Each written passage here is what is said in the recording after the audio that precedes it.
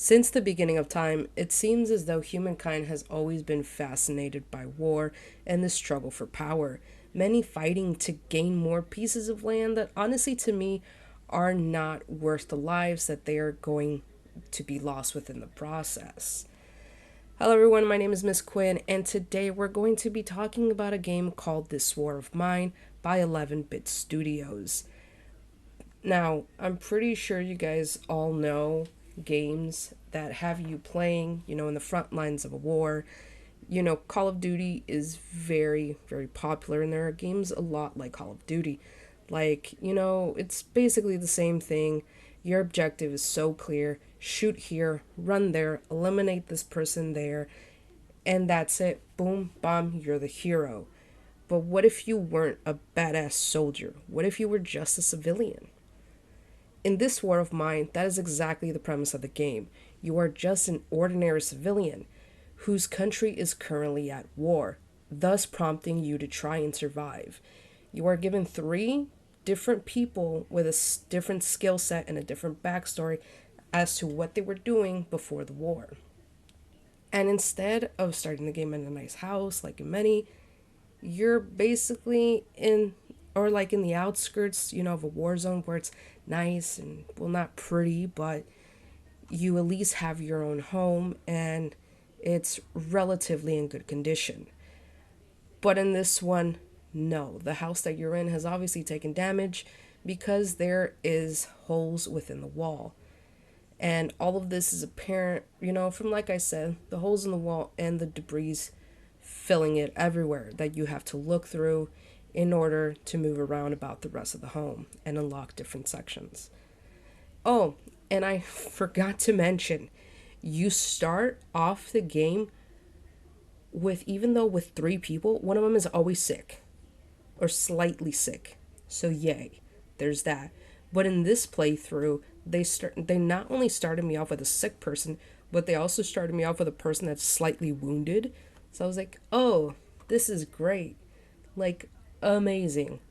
So throughout your time playing in the very beginning of the game, it gives you options of what you can craft in order for your people to live longer. They can range from a stove to basically like a rainwater collector. I don't know what those are called, but I'm putting it up on the screen right now. And things from beds for your people to rest on, and something to patch up the holes in the house, which, in my opinion, is very important. However, during your first night there, you spend most of your time crafting and digging through huge piles of debris. So, and there's very little stuff you can craft. Again, there's not that much. The best thing you're going to do is get a few pieces of debris, and if you're lucky, put out a bed where one of your people can sleep on. And guess what? You also have three different options whenever night rolls around. Because in the game, time never really pauses. But technically, you have four options because they do start you off with a chair. So you could run through the four options: standing guard, resting, like sleeping in a bed, which would get them more rested, or rest on a chair, which is not all that great, or you can go out and look for supplies, basically scavenge. I usually honestly rotate these options between the three people, having one stay guard, and the next night they'll go on a supply run, and one go on a supply run that's sleeping. And, it's just, unfortunately, though, this means that there's always one up for 2 nights in a row, so he ends up being very tired. But that's a sacrifice that they must make within the game. Or, what is also very handy? As soon as they come from a supply run, make them immediately go to sleep. Like if you have a bed, make them immediately go there so they can rest up through the day. Just have them eat something if you have food. And then after that, just put them in bed. And honestly, that's the best option. Especially when I want to keep using the one that has the most inventory slots. That's what I always do. I always make him sleep throughout the day as soon as he comes home and just send them back out. if I really want to keep that person and only that person scavenging. In the supply runs, though, you of course look for supplies. This means any number of things like lumber, nails, electric parts, weapon parts, medical supplies, and food. Some places that you go to for a supply run will be more dangerous than others, and some places will honestly have things so useless in the moment that you feel like you just wasted an entire night.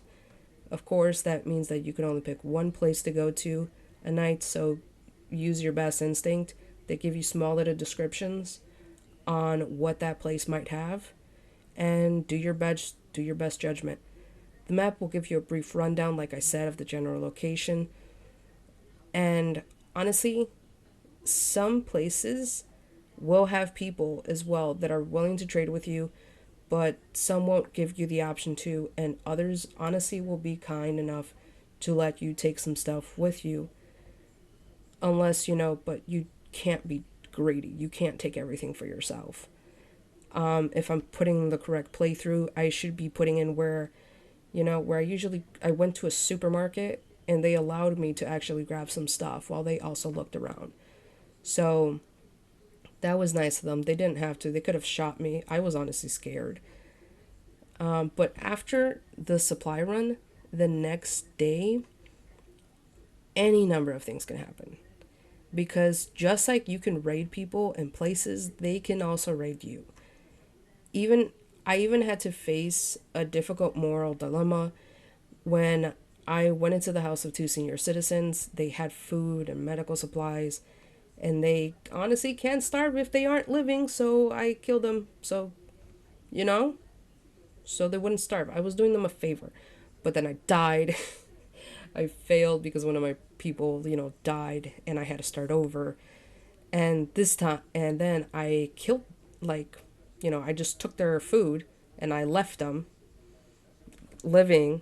And no, apparently that was bad.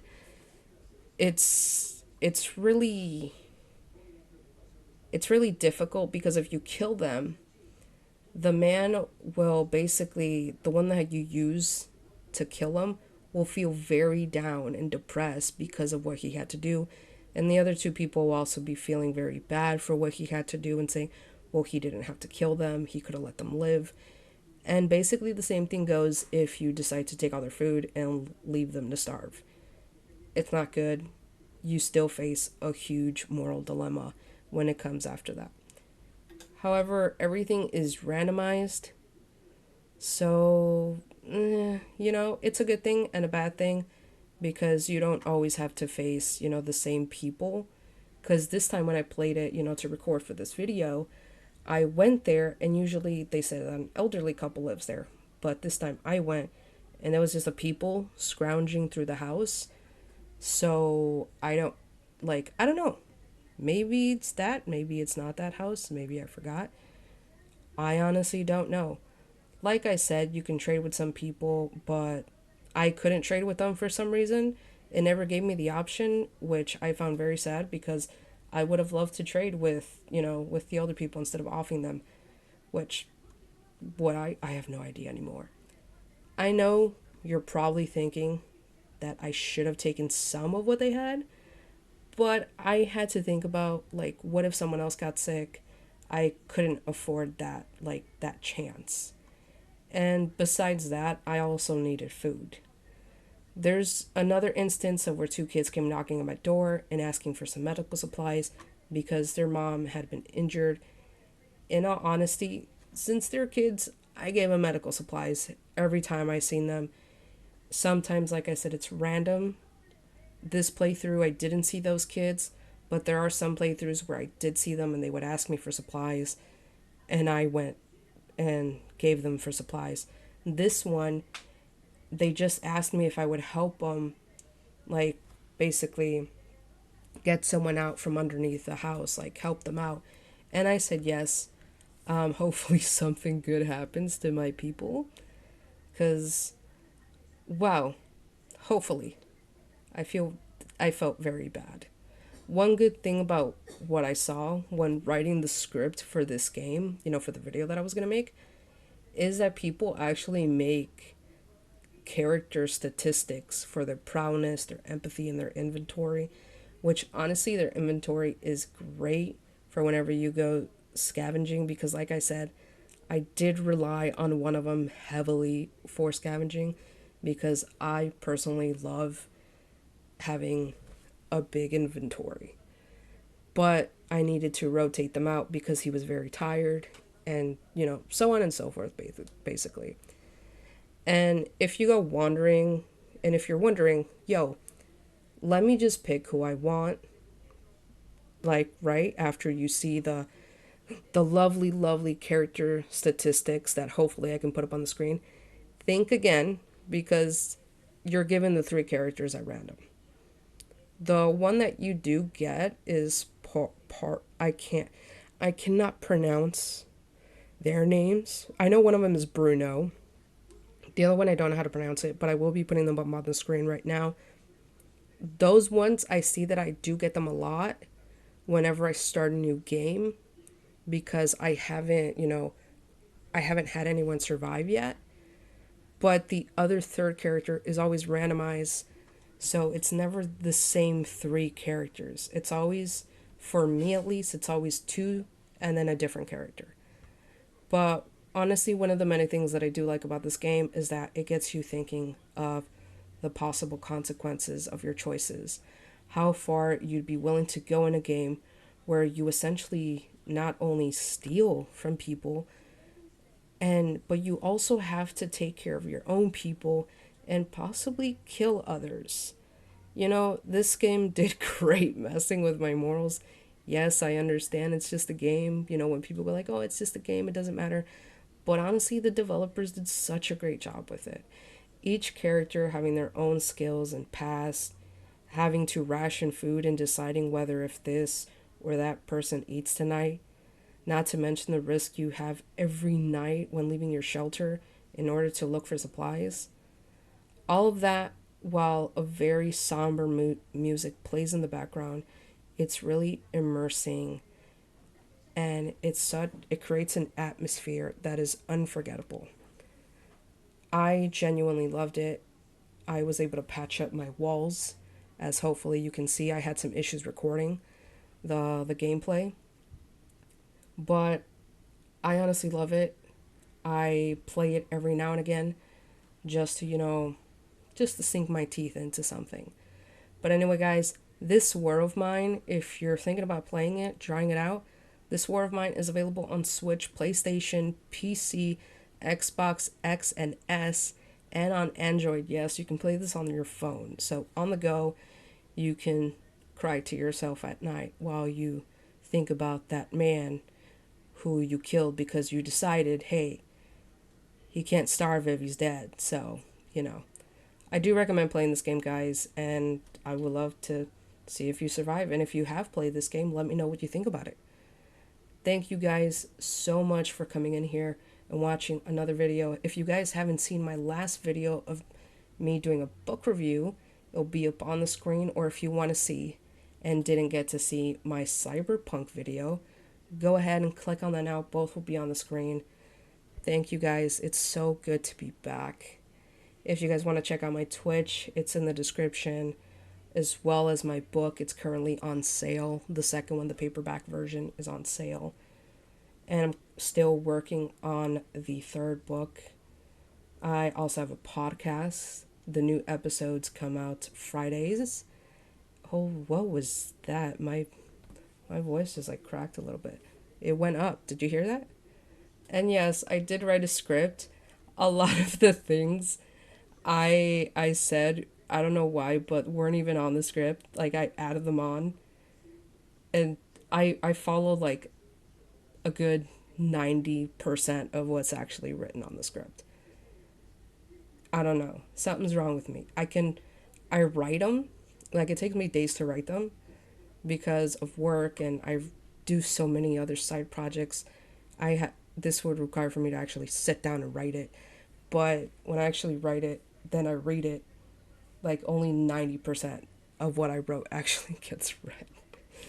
But anyway, guys, thank you all so much for watching another video of mine. If you want, share with your friends. And do actually check out this game. I honestly really like it. Like I said, a lot of other games about war, it's mostly like Call of Duty. And as much as I do like a mindless turn off my brain type of game, I like one that gets me thinking every once in a while. But anyway, guys, like I said before, thank you so much. If you haven't watched my other videos, go ahead and do that now. I am back on YouTube, so I'm very excited. Thank you, everybody, so much, and have a great, great day. Bye bye.